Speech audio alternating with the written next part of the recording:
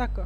Merci à vous qui nous suivez sur Com TV Business, sur également Com FM Radio Vision, mais sur toutes nos plateformes digitales Facebook, Twitter, X actuellement, également sur Instagram, sur notre plateforme YouTube également. Et bienvenue à ce talk show qui a comme invité Ramata Bokoum, qui est une jeune dame entrepreneur qui participe également à cette 33e édition de la Foire internationale de Dakar. Alors, Rama Bokoum évolue dans le milieu cosmétique et son entreprise s'appelle Ada. Sûrement, au cours de l'émission, elle va nous décortiquer ce nom. Et avant d'entrer dans le vif du sujet, alors je vous dis de vous d'abord vous présenter davantage, mais également nous parler ce que c'est qu'Ada.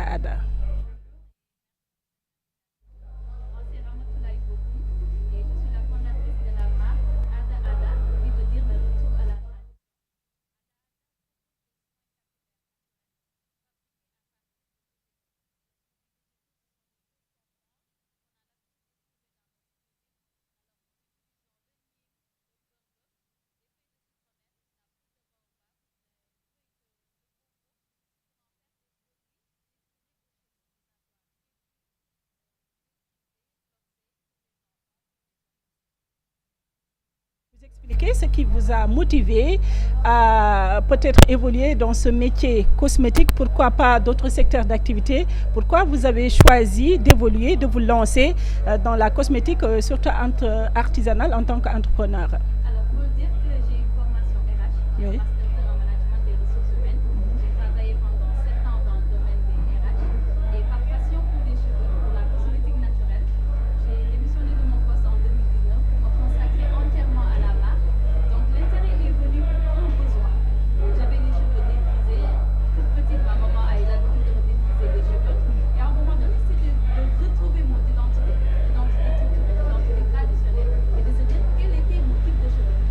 Et c'est à partir de ce moment-là que j'ai commencé à tester des produits, à regarder comment on faisait des produits. À cette période-là, c'était les États-Unis avec le DIY, où ils faisaient des propres produits pour pouvoir les exporter, les vendre, et ça m'intéressait énormément. Et comme j'ai un papa qui a fait qualité, sécurité, environnement, qui me dit, si tu veux faire des produits, tu les fais dans les normes, donc tu vas avoir des... Donc ça vous a beaucoup aidé dans le respect surtout de la norme qualité. Tout à fait, parce qu'on propose des produits qui pénètrent le cuir chevelu, qui va directement dans le sang, donc ça doit être des produits certifiés, normés et respecter tout ce qui est fait en termes de normes et législation. Donc c'est dans ce base-là que je travaille avec des biologistes pour pouvoir proposer des produits qui non seulement répondent à des besoins spécifiques, ça peut être un cuir chevelu purité, ça peut être un cheveu qui est trop cassant, un manque de volume. Donc à partir des produits naturels qu'on a au Sénégal, on essaie de concocter un produit final destiné à une communauté. Avant de revenir peut-être aux différents produits que vous utilisez selon le type de cheveux, sûrement vous allez nous en parler, mais est-ce que vous pouvez nous expliquer un peu comment avez-vous transformé les produits cosmétiques ou bien cette activité qui relève de la cosmétique en une véritable source de revenus déjà? Alors déjà, c'est de savoir se formaliser. Ne pas commencer juste dans le tas en se disant je fais juste des produits ou bien je fais juste d'une jambe et après on verra ce que ça va donner. Très tôt, j'ai su ce que je voulais faire. J'ai démissionné d'un poste pour occuper un emploi entrepreneurial. Donc, il fallait avoir les revenus derrière pour pouvoir respecter les charges familiales qui m'incombaient. Donc, c'est de se dire on se professionnalise, on s'entoure de professionnels. Tout ce qui est ININEA, registre de commerce, tout ce qui est professionnel pour pouvoir être accompagné par les institutions légales qui sont au Sénégal. Donc, il fallait bien faire les choses pour pouvoir avoir cet appui-là, que ce soit au niveau de l'État ou bien les institutions qui sont mises en place au Sénégal. Justement, la professionnalisation, vous l'avez démarré quand est-ce? Et est-ce que vous avez eu à monter une entreprise, créer des emplois? Alors, expliquez-nous un peu le processus. Alors, au début, c'était une entreprise individuelle et jusqu'à présent, c'est une entreprise individuelle. On essaie de créer des emplois. Au début, en 2017, j'ai commencé en 2017, démissionné en 2019 et recruté les premiers salariés à partir de 2021. Donc, et vous en avez combien? Actuellement, on en a 5. Ouais. On est 3 biologistes, une assistante et moi. Et extérieurement, on a un comptable qui gère la finance et un community manager. Donc je peux dire qu'on est 7 salariés chez Ada Ada. Est-ce qu'à ce stade où il y a beaucoup de concurrents dans le milieu, est-ce que la cosmétique locale est-elle une opportunité si on le compare surtout aux produits importés qui est une forte concurrence? Tout à fait. Comment est-ce que vous tirez l'épingle du jeu? Alors, il faut savoir qu'il y a de plus en plus de demandes. Ce sont une communauté sénégalaise qui veut retourner vers les sources, savoir ce qui est proposé au Sénégal avant d'acheter à l'étranger, comparer ce qui se fait au Sénégal et pouvoir après faire un choix. C'est de là où on dit que le marché est saturé, mais je dirais plutôt que le marché est fleurissant parce qu'il y a une plénitude de marques exactement, mais il faut savoir tirer son épingle du jeu, savoir proposer des produits qui sortent du lot et qui intéressent les produits parce que les clients. Lorsque je dis que je fais un produit à base de gombo, on me regarde d'un œil en me disant mais comment elle peut faire un produit à base de gombo? Donc c'est cette étape de pouvoir leur expliquer comment on peut utiliser le mucilage de gombo pour en faire un produit capillaire qui démêle super bien les cheveux. Comment est-ce que vous avez pensé à ces produits? Est-ce que vous l'avez appris? C'est quelque chose, c'est une formation? Est-ce que vous avez fait le benchmarking à travers d'autres marques internationales? Expliquez-nous comment est-ce que vous avez eu l'idée de savoir avec le gombo, avec d'autres produits de chez nous, que vous pouvez former ces produits-là? Alors c'est cet intérêt-là de s'entourer de professionnels, c'est de dire aux biologistes, j'ai vu le gombo, je vois comment c'est gluant, est-ce qu'on peut l'utiliser sur les cheveux? Et on fait des tests. On va regarder quels sont les minéraux, les vitamines qui sont présents dans le gombo, dans son mucilage, et qu'est-ce qu'on peut en faire, qu'est-ce qu'on peut en tirer pour les bienfaits capillaires. Et on essaie de voir quelle autre huile, on peut utiliser l'huile de bissap, l'huile de dattier du désert, qui sont toujours des huiles sénégalaises, pour voir quelles sont les huiles et les beurres qui vont en synergie avec le gombo, avec la poudre de baobab, avec le citronnelle. Et c'est cet intérêt-là qui fait qu'à chaque fois, on s'intéresse à une plante ou bien à un légume, et on s'intéresse comme ça aux plantes. Et au fur et à mesure, on essaie de rallonger notre catalogue de produits. Alors on sait qu'une des problématiques du Sénégal, c'est l'accès à la matière première. Et est-ce qu'avec tous ces produits dont vous avez besoin, vous avez la matière première en quantité suffisante, mais aussi en qualité? Est-ce que vous l'avez? Vous parvenez à les avoir en qualité? Là, parce que sur le marché, on arrive à avoir tout ce qui est gombo, feuilles de baobab, citronnelle. La qualité, il faut derrière, après achat ou pendant l'achat, faire les tests qu'il faut pour avoir la matière première de qualité. Et après, ce qui est plus contraignant pour nous, ce sont les intrants. Parce qu'il n'y a pas que l'hibiscus, il n'y a pas que le gombo qui nous intéresse. Il y a tout ce qui est, comment ça s'appelle encore, les conservateurs qui entrent en compte. Et cela, on les prend à l'étranger. Donc, il faut être sûr du fournisseur qui peut te proposer des produits cosmétiques naturels. Parce que souvent, ils te disent naturel et après, il y a des compositions chimiques à l'intérieur. Donc, être sûr de la traçabilité du fournisseur et avoir un produit final. Rama, cette émission, c'est un talk show, il faut être free, open. Alors, expliquez-nous, est-ce qu'avez-vous des anecdotes et sur ces anecdotes, de pouvoir choisir un produit, pour chaque gamme de produits, on peut avoir quand même un qui reste le produit phare. Est-ce que vous en avez? Alors, oui. Et qu'est-ce que vous a poussé à en faire un produit phare? Alors, le produit phare, je dirais que c'est le spray à la citronnelle. Citronnelle et menthe. Donc, c'est une très bonne synergie qui va te permettre d'hydrater, d'adoucir, de lutter contre les pellicules, les démangeaisons. Et l'anecdote que je te donne en plus, c'est qu'en plus de cela, lorsque tu as des céphalées, des maux de tête, de petits maux de tête, lorsque tu vaporises sur ton cuir chevelu et que tu allumes la clim, que tu te couches, t'es bien. Donc, la plupart des clients, lorsqu'ils achètent ce produit-là, donc ça a deux vertus. Je ne vais pas dire que ça a une vertu médicinale. Comment est-ce que vous l'avez prouvé alors? Alors, je ne prouve pas que j'ai un produit médicinal, mais je prouve que j'ai un produit capillaire qui marche pour tel problème. D'accord. C'est différent parce que je ne veux pas après avoir de problème. Avec les médecins. Voilà, avec les médecins. Ouais. Donc, on répond à ce besoin-là, tout ce qui est irritation, démangeaison. Et en surcroît, ça aide à soigner les maux de tête. Je dis ça entre parenthèses. D'accord. Les phases de production, est-ce que vous pouvez nous en expliquer?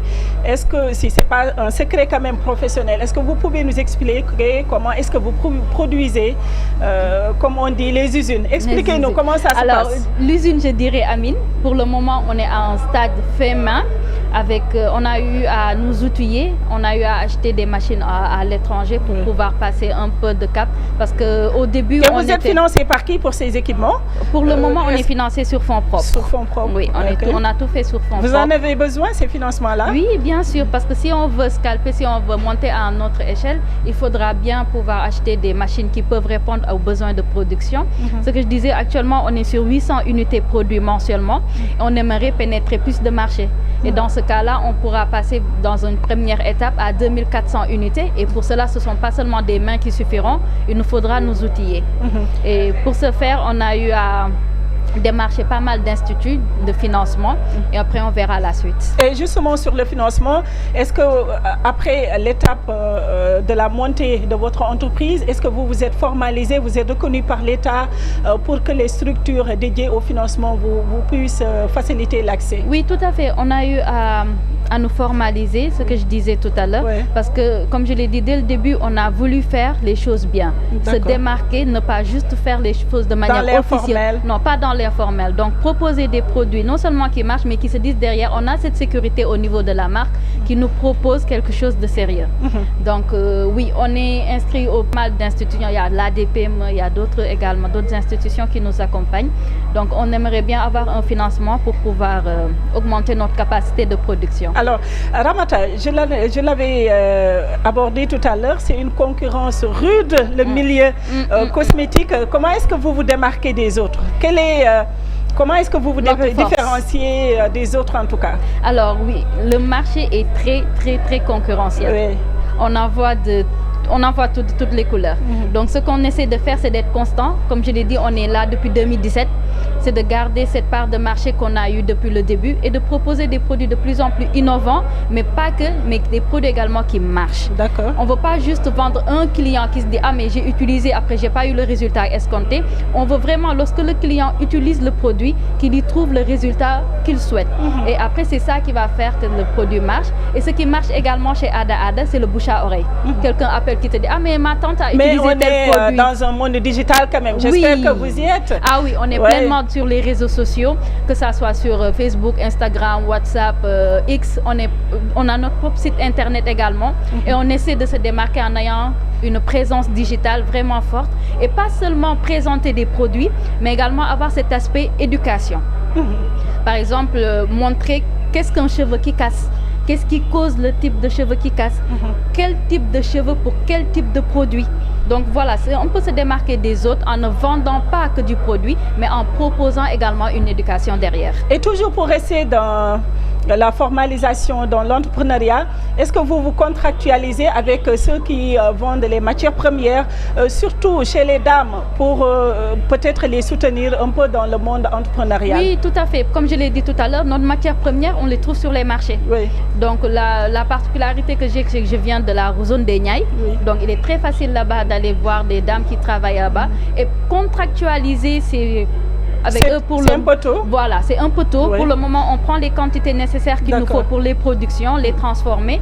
Mais après, on vise cela. Et vous en avez à chaque fois que de besoin, vous en avez assez. La particularité également qu'on a eu à faire, c'est de trouver des produits qu'on peut avoir 12 mois sur 12. Ne pas avoir de rupture de stock pour les produits. Donc on essaie de valoriser ces matières premières-là qu'on arrive à trouver facilement. Tout à l'heure, on était dans l'usine, pas les usines pour le moment. On espère que d'ici la FIDAC 34e édition, on parlera des usines. Alors pour le moment, on reste dans l'usine. Expliquez-nous un peu le processus de fabrication. Après la matière première, vous faites quoi? Après la matière première, c'est le test des matières premières avant de pouvoir utiliser. Et selon le type de produit qu'on utilise, on a la matière première destinée. Donc, lorsqu'on est en laboratoire, chaque produit est catalogué, chaque produit est destiné à un type de produit. Donc, on essaie d'avoir les grammages qu'il faut avec les biologistes pour pouvoir passer à la production. Et la production nécessite également tout ce qui est respect des normes sanitaires et hygiène. Donc, tout ce qui est chapeau, tout ce qui est blouson. On essaie de respecter au maximum ce qui est préconisé en termes d'hygiène pour pouvoir sortir des produits de qualité. Et j'interviens également dans le processus de fabrication, en aidant les biologistes, en vérifiant également ce qui est fait pour être sûr d'avoir le résultat escompté. Avez-vous une fois eu des retours négatifs par rapport à vos produits et est-ce que ça vous a permis d'améliorer la qualité de vos produits? Oui, on en a. Et je dis depuis 2017, on fait des produits, mais jusqu'à présent également, j'en ai. Hier, j'ai eu quelqu'un qui a visité mon stand qui me dit ton pis-pis, ça bloque. D'accord. Donc c'est des choses des choses à améliorer. On essaie de changer le pis-pis qui est sur le produit. Il y a également des produits, quelqu'un peut dire j'aime pas l'odeur du produit parce qu'on essaie de pas mettre de parfum ni d'huile essentielle. Donc ce sont les produits bruts que les clients utilisent sans odeur. Et après, il y a certains qui n'aiment pas trop. Oui. Donc moi, je préfère que tu me mettes un shampoing avec une fragrance à la fraise, d'autres te disent autre chose. Mais après, on essaie de trouver le juste milieu. C'est pas simple de trouver le juste milieu, ce qui n'est pas difficile. Ce qui n'est pas facile. Oui. Et les clients ont cette accessibilité, cette facilité d'appeler. D'accord. Et ils tombent directement sur nous. Ah, j'ai acheté le lait au lalo, mais le lalo là, est-ce que lorsque je le mets, ça ne va pas laisser de résidus blancs?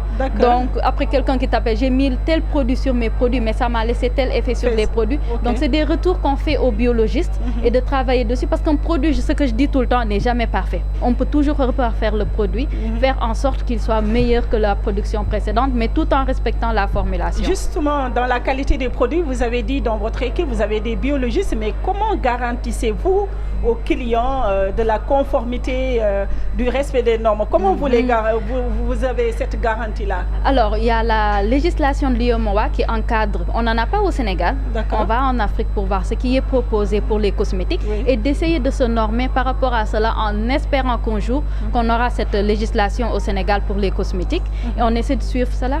On essaie de suivre la traçabilité, la formalisation des produits et des formules et de faire en sorte que le résultat soit intact à l'objectif qu'on a eu au début. Est-ce que vous continuez à vous former sur le métier, sur le domaine? Oui, tout à fait. Moi, je me forme personnellement parce que je ne veux pas tout laisser aux autres. Je veux faire confiance, mais je veux derrière également contrôler ce qui est fait. Donc, lorsque je pars en formation en cosmétologie, j'ai eu à faire des formations en saponification, en émulsion ou en d'autres formules. C'est de nous permettre de connaître quels sont les ingrédients, quelles sont les matières premières qui sont utilisées, quels sont les meilleurs fournisseurs qu'on peut trouver pour telle matière première et de proposer ça aux biologistes aussi. Ramata, apparemment, vous êtes jeune. Mais comment est-ce que vous gérez l'entrepreneuriat? Comment est-ce que vous le gérez? En prenant beaucoup de médicaments, parce qu'à un moment donné, c'est des hauts et des bas. Oui, j'imagine. Et c'est très difficile de pouvoir gérer cela. Mais moi, c'était un choix personnel pour pouvoir trouver également cet équilibre familial et cet équilibre avec le travail professionnel. Mais j'aime bien, c'est un environnement qui me permet d'être flexible, de pouvoir, comme je l'ai dit, trouver un équilibre familial et de pouvoir rencontrer des personnes. Parce qu'en salariat, je me sentais un peu trop cadrée. Donc, je suis une personne vraiment extravertie. Donc, j'aime aller vers les gens, j'aime parler, j'aime proposer des choses. Et je pense que l'entrepreneuriat, sauf les fins du mois, le reste du mois, ça va. Est-ce que vous effectuez des tests contrôle? Oui, bien sûr. On effectue les tests contrôle avec les laboratoires. Et selon les produits, il y a des tests de conformité. Et c'est validé par qui? Pour le moment, je peux citer le nom. Non, allez-y, parce que c'est important, vous pouvez citer. Non, le Bureau Veritas propose un laboratoire qui est au Maroc, qui teste les produits. Et également ici, au Sénégal, on a l'Ourbari qui nous aide également à formaliser nos produits. Vos produits sont une fois revenus négatifs? Oui, bien sûr. En 2020, sur 8 produits, on a eu 2 qui sont revenus, pas négatifs, mais sur un des tests qui a été fait sur le produit, il ne répondait pas aux besoins. Pas aux besoins spécifiques du produit, mais un besoin par exemple de pénétration ou un besoin d'émulsion. Donc ça a été rectifié. Et en quoi cette activité vous renforce surtout dans l'autonomisation des femmes en particulier? Alors, il faut dire que tous les salariés de l'entreprise sont des femmes déjà.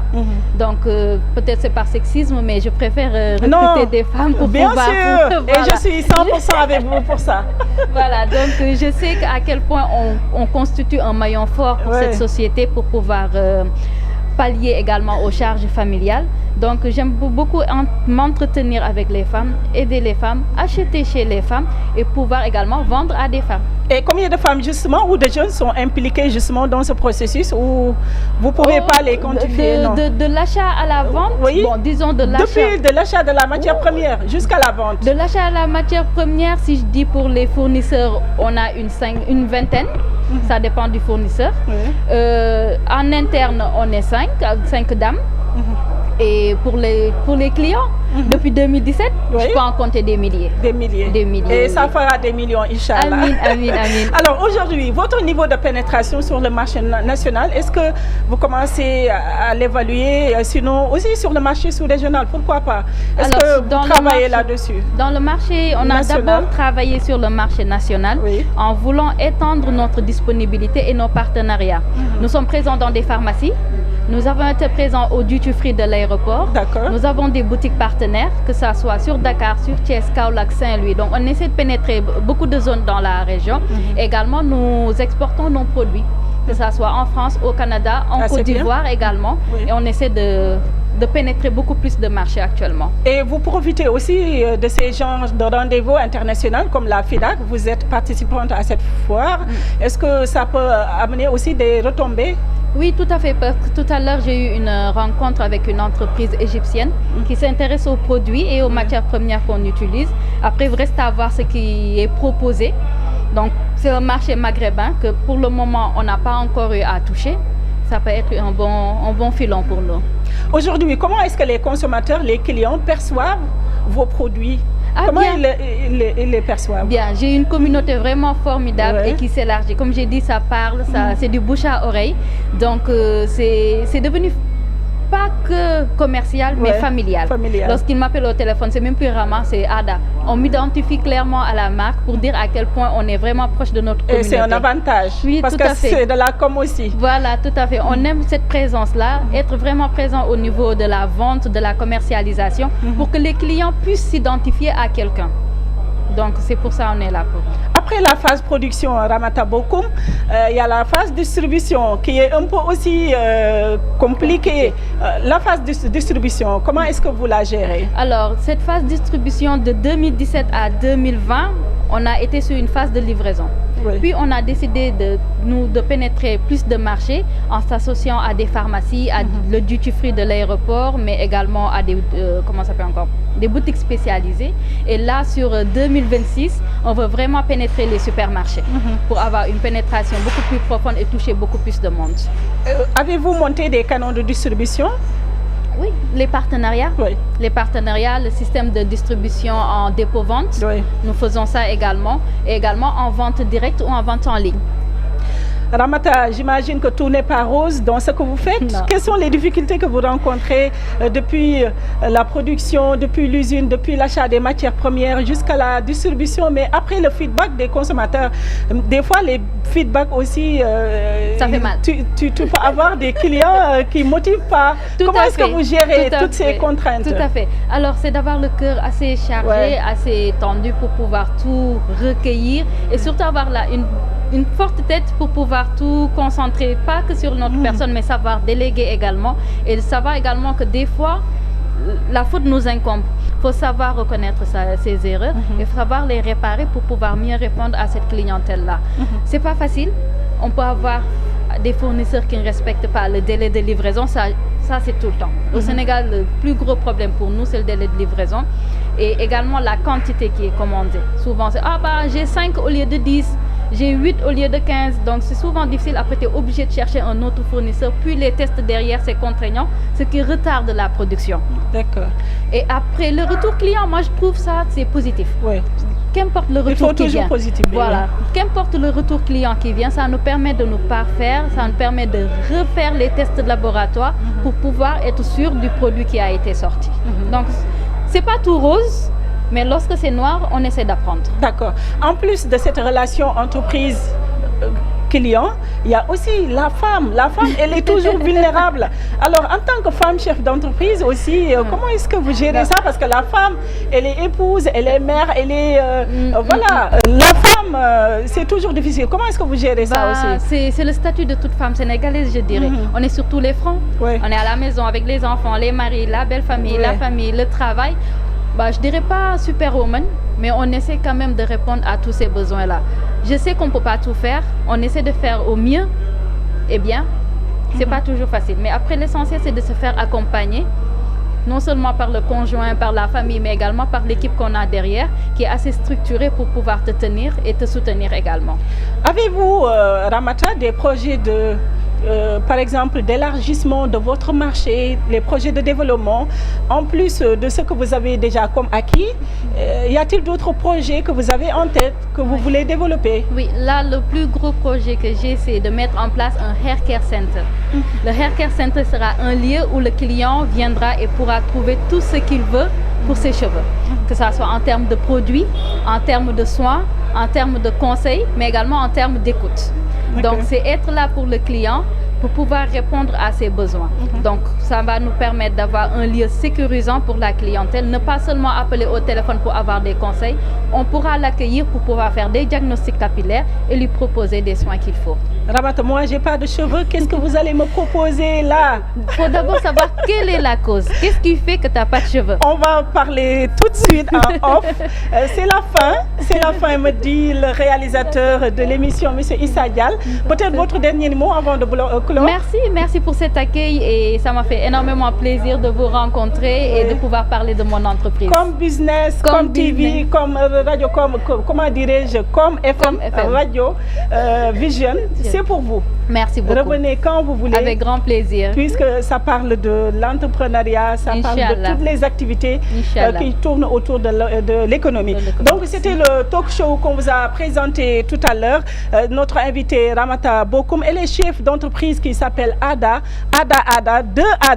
et voilà, c'est une activité qui tourne autour de la cosmétique. Nous vous donnons rendez-vous dans d'autres plateaux spéciaux. C'était Issa Dial à la réalisation. Merci à toute l'équipe de la régie, Babacar Dione, Amadou Dia, et rendez-vous très prochainement, Inch'Allah.